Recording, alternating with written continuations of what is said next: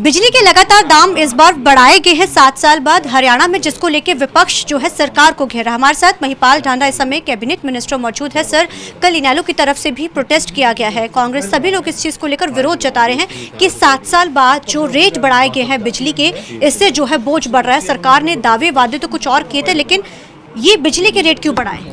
देखिए, विपक्ष का काम क्या है? विपक्ष का काम है बरगलाना, जो इनकी नैतिक जिम्मेवारी बनती है उससे भागना। ये विपक्ष नहीं है कहलाया जा सकता। देखिए, आप क्या वर्तमान परिस्थिति से अनभिज्ञ हैं? अगर आप वर्तमान परिस्थिति से अनभिज्ञ हैं तो फिर आप राजनीति करने के लायक नहीं हैं। फिर तो आप ये बात कह रहे हो कि भाई जो दुनिया चल रही है हम उसका मुकाबला ना करें, उसके साथ मिलके आगे ना बढ़ें। आप ये कह रहे हैं कि नहीं, आदम के ज़माने में जाओ, पीछे रहो। ये नहीं हो सकता। आज भी हरियाणा प्रदेश के बिजली के दाम देश के बाकी स्टेट से कम हैं। जहाँ तक हम लोगों ने वर्षों तक एक लिमिट बना के रखी, ये भी हरियाणा की क्वालिटी रही है गवर्नमेंट की, और आज भी ये क्वालिटी ही है कि हम आज भी देश के बाकी राज्यों से कम दर पे बिजली उपलब्ध करा रहे हैं। वो कहते हैं कि सत्ता में आते ही दाम बढ़ने शुरू हो चुके हैं, ये लोगों पर बोझ बढ़ रहा है इसका। ये गलत कह रहे हैं। हमने तो इनके बढ़ाए हुए दाम भी कम किए थे। मैं इनसे पूछना चाह रहा हूँ कि पिछले 10 साल आप क्यों नहीं बोल पाए थे? क्यों नहीं बोल पाए थे? कभी नहीं कहा आपने कि ये दाम बढ़े किए हुए। देखिए, मैंने कहा वर्तमान को आप लोग इग्नोर करके नहीं चल सकते। अगर वर्तमान को इग्नोर करके चलोगे तो बहुत सारे ऐसे निर्णय हो जाएंगे जो समाज में भी हितकर नहीं होंगे। और ये नहीं एक भी आपने विपक्ष है तो बिना सोचे समझे कुछ भी बोल देना, बिना सोचे समझे कोई भी बात कह देना। देखिए, आप 35,000 करोड़ रुपए का लॉसी छोड़ के गए थे। ये इस तरह के काम करते थे। हमने तो वो जो लोन्स थे वो भी उतारे हैं, प्रॉफिटेबल अपने बिजली विभाग को भी बनाया है, और 24 घंटे बिजली भी दी है। मैं एक बात पूछ रहा हूँ, नहीं, दाम बढ़ाने के कारण नहीं है। दाम अब बढ़ा है तो दाम बढ़ाने के कारण कैसे हो गया? दाम तो हमने कम कर रखे थे। दाम कम करके भी हमने ये किया। मैं एक बात पूछना चाहता हूँ इस विपक्ष से कि आपके समय में 2014 से पहले तुम सब के पास क्या मुद्दा होता था? सिर्फ एक, कि 24 घंटे बिजली देंगे। चाहे चौधरी देवीलाल जी हो, चाहे जो बंसीलाल जी हो, चाहे भजनलाल जी हो, चाहे चौधरी भूपेंद्र सिंह हुड्डा जी रहे हों, चाहे चौधरी ओम प्रकाश चौटाला जी रहे हों, सब मंचों से एक ही घोषणा करते थे कि भाई हम आपको 24 घंटे बिजली देंगे। और सब ने ये काम, बिल पाड़ के घेर दो, मीटर पाड़ के घेर दो, सब काम सब ने किए। सब की सरकार रही, सब ने अपने मुताबिक काम किया, ठीक है। और सब ने दाम बढ़ाए हैं। जो मन से बोलते थे, एक भी वायदा पूरा नहीं किया। किसी भी नेता ने किया तो बता दो, किसी ने भी किया बता दो। और जब आपकी सरकार बनती थी, आप जो जनता से वादा करते थे उसके उलट काम करते थे, दाम बढ़ाते थे। कब आपने 24 घंटे बिजली दी? एक भी समय में दी है? हमने कभी नहीं कहा कि हम दाम बढ़ाएंगे घटाएंगे। हमने नहीं सुनी। हमने कभी भी नहीं कहा। हमने कहा हम 24 घंटे बिजली देंगे, और वो 24 घंटे बिजली आज हमने दी।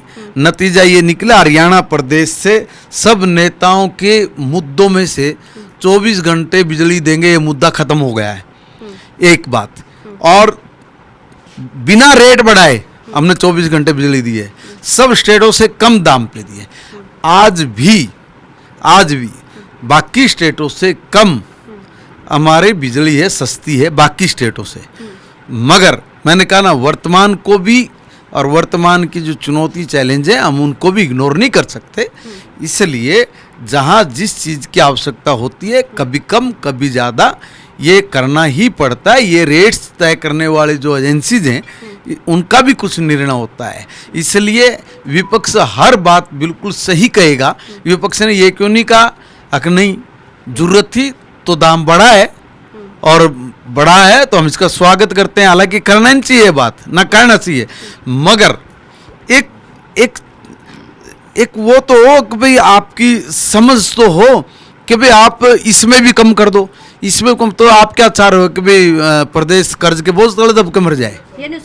सर कितना % आपको लगता है बिजली की रेटों का असर लोगों पे पड़ा? देखिए 7 साल में पहली बार थोड़ा सा रेट बिजली का जो बढ़ा है वो 94% जनता का नहीं, सिर्फ 6% लोगों पर उसका थोड़ा असर पड़ेगा, सिर्फ 6% लोगों पे।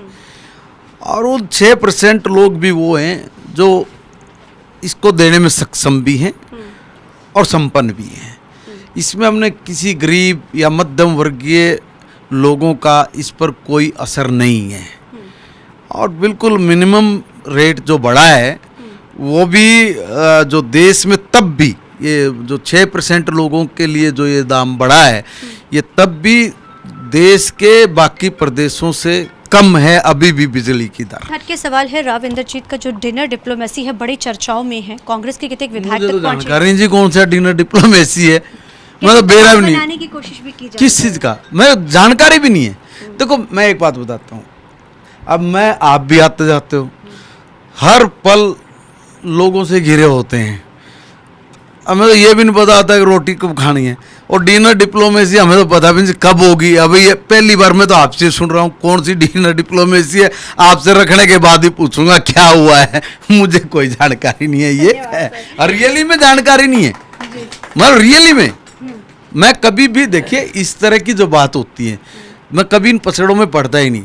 हम लोग भारतीय जनता पार्टी के साधारण कार्यकर्ता है मगर शिक्षित कार्यकर्ता है, हमें फक्र है। हम राष्ट्रीय स्वयंसेवक संघ की भट्टी में तब के भारतीय जनता पार्टी की राजनीति कर रहे हैं। कहा तो ये भी जा रहा है सर कि कहीं ना कहीं सरकार पे दबाव बनाने का, हालांकि वो केंद्र के हैं लेकिन यहाँ पे भी चीजें बदलने या दबाव सरकार पे कुछ ऐसा। देखिए हमारी जानकारी में तो है नहीं।